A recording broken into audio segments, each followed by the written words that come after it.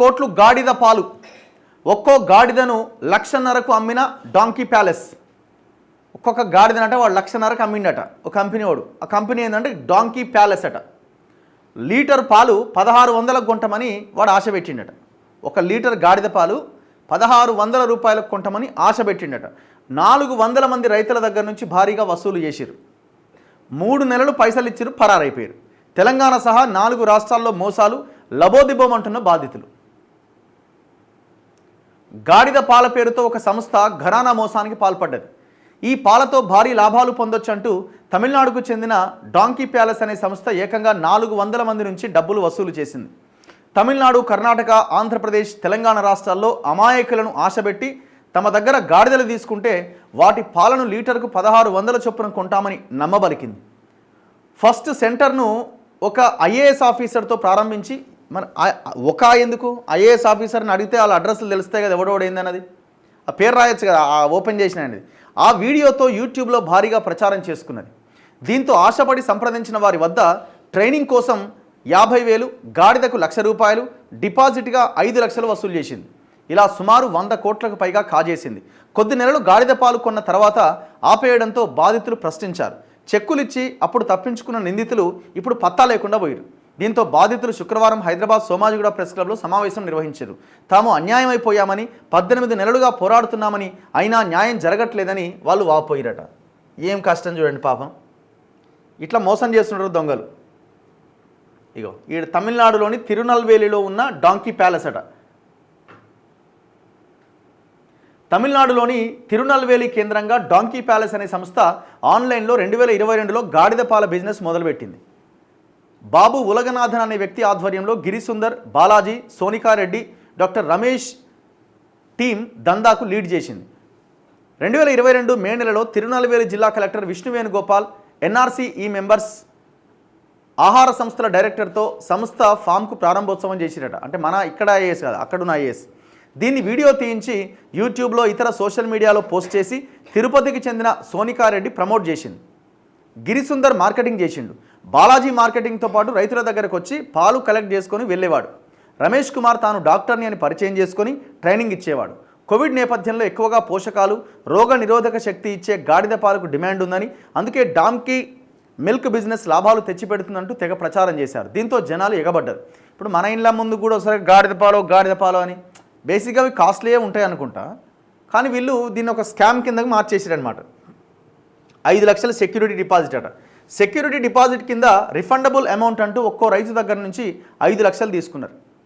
మొదట గాడిదలు ఎక్కడ కొన్నా తమకు అభ్యంతరం లేదు అని చెప్పి, తర్వాత తమ దగ్గర మేలు రకం గాడిదలు ఉంటాయని, తమ దగ్గరే కొనాలి అని కండిషన్ పెట్టిరట. 20,000 వరకు దొరికే గాడిదలను 80,000 నుంచి 1,50,000 వరకు అంటగట్టిరట. 75% మందికి ఇచ్చి మిగతా 25% మందికి గాడిదలు ఇవ్వలేదట. తెలంగాణ, ఆంధ్రప్రదేశ్, తమిళనాడు, కర్ణాటక రాష్ట్రాల్లో దాదాపు 400 మందికి పైగా రైతులు పెట్టుబడులు పెట్టగా మొదట్లో లీటరు పాలను 1,600కు కొన్నారట. అమెరికా, ఇతర రాష్ట్రాలకు పంపిస్తామని, చిన్నపిల్లలకు కూడా తాగిస్తారని, రాను రాను లీటర్ ధర 2,000 వరకు పోతుందని నమ్మబలికిరట. ఫ్రాంచైజీ అంటూ మొదట కేవలం 100 మందికి మాత్రమే ఇచ్చి ఆపేసిరట. దీంతో డిమాండ్ పెరిగింది. గాడిదలకు అనారోగ్యం చేసిన ట్రీట్మెంట్ బాధ్యత తమదే అని, ఫుడ్ ఏం పెట్టాలి, పాలు ఎలా తీయాలి అనేది కూడా ట్రైనింగ్ ఇస్తామని చెప్పి 2 నుంచి 3 గంటల ట్రైనింగ్కు ఒక్కొక్కరి దగ్గర నుంచి మళ్ళీ 50,000 తీసుకురట. ఏపీలోని కడప, కర్నూలు, గుంటూరు, ప్రకాశం, తెలంగాణలోని హైదరాబాద్, షాద్నగర్, మహబూబ్ నగర్, కోదాడ, మిర్యాలగూడ, సిద్దిపేటకు తమిళనాడు నుంచి ప్రత్యేకంగా వెహికల్ పంపించి పాలు సేకరించే వాళ్ళట. ఒర్ని అమ్మ. ఇలా తెలంగాణలో 100 మంది, ఆంధ్ర, తమిళనాడులో 250 మంది, కర్ణాటకలో 13 మంది వరకు ఈ బిజినెస్లో చేరిండ్రు. అగ్రిమెంట్ సందర్భంగా నకిలీ జీఎస్టీ నెంబర్, లైసెన్సులు ఇచ్చిర్రు. ఇలా 2024 జనవరి వరకు పాలన కొన్న ఈ టీం తర్వాత నుంచి చేతులెత్తేసింది. ఫోన్ చేస్తే లిఫ్ట్ చేస్తలేరు. అనంతరం వాట్సాప్ గ్రూప్ పెట్టి డబ్బులు అరేంజ్ చేస్తున్నామని, మీడియా వద్దకు వెళ్ళొద్దని మెసేజ్లతో మభ్యపెట్టింది. తర్వాత వారి దగ్గరకు వెళ్ళిన కొంతమందికి చెక్కులు ఇచ్చిండ్రు. అవి బ్యాంకులో వేస్తే బౌన్స్ అయినాయి. అడిగితే బెదిరిస్తున్నారు. చివరకు మెయింటెనెన్స్ లేక ఇచ్చిన గాడిదలు చనిపోయే స్థితికి చేరుకున్నాయి.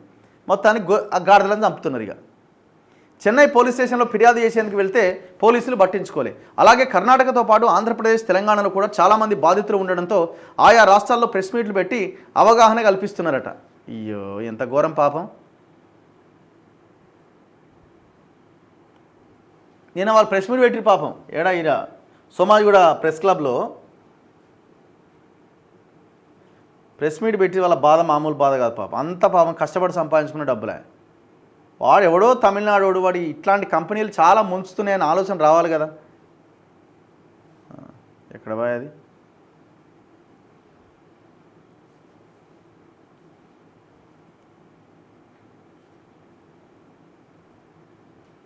డాంకీ. ఇగో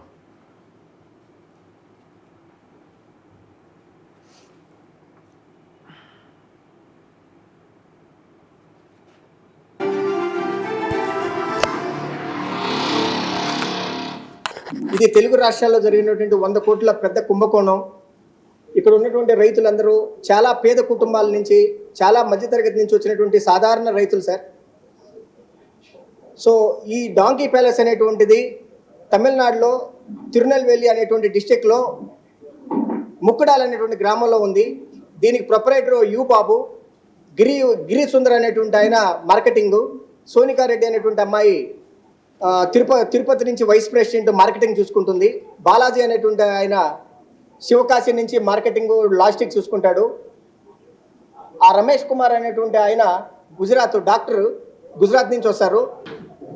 మీరు నమ్ముతారో లేదో, ఈ అమాయకమైనటువంటి రైతులు మా అందరి దగ్గర నుంచి ట్రైనింగ్ ప్రోగ్రామ్ అని చెప్పి 2 గంటల టైంలో ఉదయం 10 గంటల ట్రైనింగ్ స్టార్ట్ చేసి మధ్యాహ్నం 1 గంటల లోపల 50,000 రూపాయలు కలెక్ట్ చేశారు సార్.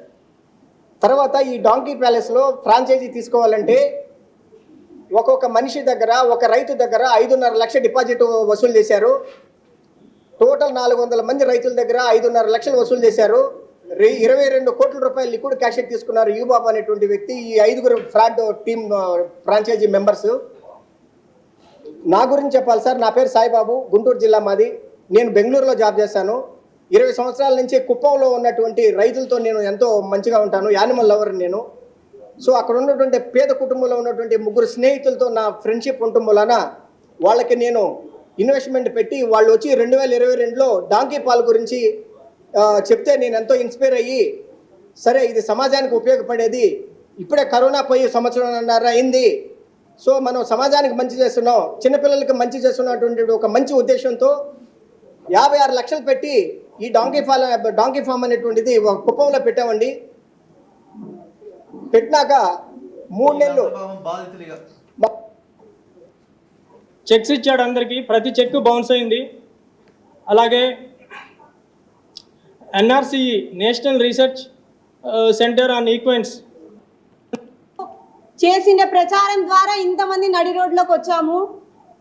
ఇంకొకటండి, ఆయన చెప్పిండే, ఆయన ఇప్పుడు ఏమంటున్నాడంటే మీరు ఆశపడి వచ్చారు అన్నట్టు చెప్తున్నాడు. మేమైతే గాడిదల పాలు విలువే కదా, కరోనా టైంలో మేము ఫారిన్కి పంపిస్తాము, ఇది 10 సంవత్సరాల బిజినెస్, 10 లక్షలు ఇదే కొలతలతో మీరు వెయ్యాలి షెడ్డు, ఇదే పాలు ఇదే గ్లౌజులు వేసుకొని పాలు పిండాలి అని చెప్పడం అన్నీ నమ్మసక్యంగా పలికాడండి.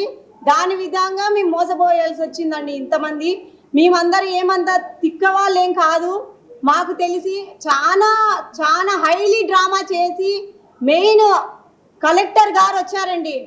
కలెక్టర్ వచ్చింటే మేము నమ్మమండి, కొంచెం ఆలోచించే వాళ్ళమే, లక్షలు పెట్టుబడి కాబట్టి. ఫస్ట్ చెప్పడం 10-20 లక్షలతో చెప్పారండి, అది 50-60 లక్షలకి తీసుకెళ్లారు. 3 నెలలు మాత్రమే ఇచ్చారండి. ఒక ఊర్లో ఒక ఫామ్ పెట్టిన తర్వాత ఒక ఫామ్ నుంచి 10 ఫాములు రెట్టింపయ్యాయండి. అది ఆయన మెయిన్ ప్లాను, మాకు తెలీదు. గాడిదలు ఎక్కడో తెచ్చుకోమంటున్నారు, పాలకు ఒకటే కదా తీసుకొని డబ్బులు ఇస్తున్నారు అనే విధంగా మేము ఆలోచించాము. NRC డైరెక్టర్స్ అండి, అంతా చదువుకున్న వాళ్ళే. పెద్ద గ్రాండ్ ఓపెనింగ్ గా 1 ఇయర్ ఫంక్షన్ చేశాడండి. వీళ్ళందరూ ఇంత మోసం ఊర్లో చేస్తుంటే వాళ్ళందరూ ఏం చేస్తున్నారండి? మేము రైతులమండి, పాలు బిత్తుకొని మేము జూలైగా బెట్టింగ్లు ఆడి సంపాదించుకోవాలని పెట్టలేదండి. షెడ్ వేసుకున్నాము, గాడిదలు పాలు పిండాము, 40,000 జీతాలు ఇచ్చామండి మాతో ఉండి లేక కూడా. కానీ ఈరోజు ఇంత దిగజార్చాడు మమ్మల్ని. మేము కష్టాన్ని నమ్ముకున్నామండి. అతను ఇచ్చే డబ్బు 1600 మాకు పాలకు వస్తుంది, సోపులు చేస్తున్నాము, మెడిసిన్ చేస్తున్నాము, వాల్యూ ఉందని చెప్పాడండి. అందుకనే దిగాము. ప్రొజెక్టర్లో క్లాసులు వేసి చూపించాడండి, ఎక్కడికి కంట్రీకి పోతున్నాయో, ఏమేం చేస్తున్నారో, ఏ డాక్టర్లు ఉన్నారో. అనిమల్స్ అంటే మాకు ప్రాణము. గాడిదలు చూసిరా అంత పాపం చదువుకున్న వాళ్ళే ఒక్క గొర్రె కొంటే సరే ఏదో తక్కువలో అయిపోయిందని కాదు, షెడ్ వేసి 10 గొర్రెలు కొన్నారు. సరే గొర్రెలు అంటున్నా, గాడిదలు 10 గాడిదలు కొని పాపం వాళ్ళు 2 నెలలు 3 నెలలు వాడు పాలు విండిస్తే పైసలు ఇచ్చిండట. ఇక 4వ నెల నుంచి కథం గయాబ్. ఎంత మోసం చూడండి పాపం. అంతా ఎంతోమంది చదువుకున్న వాళ్ళే వీళ్ళంతా. మళ్ళీ కాకపోతే ఏంటంటే అక్కడ పోయి ఓవర్ ఓపెన్ చేసి కలెక్టర్ ఓపెన్ చేసిన ఐఏఎస్ కలెక్టర్ ఓపెన్ చేసేసరికి వాళ్ళకు కొంత నమ్మకం పెరిగింది. దయచేసి నమ్మకండి, కలెక్టర్లు ఓపెన్ చేసిరని, సెలబ్రిటీలు ఎవరు చెప్పినా నమ్మొద్దండి దయచేసి. మనం అందులో నిజాయితీగా వాళ్ళు చేస్తున్నారని మనకు ఒకవేళ బలమైన నమ్మకం కలిగితే అప్పుడు వెళ్ళాలి. ఇట్లాంటి బిజినెస్లు అన్నీ దొంగ బిజినెస్లే ఉంటాయి.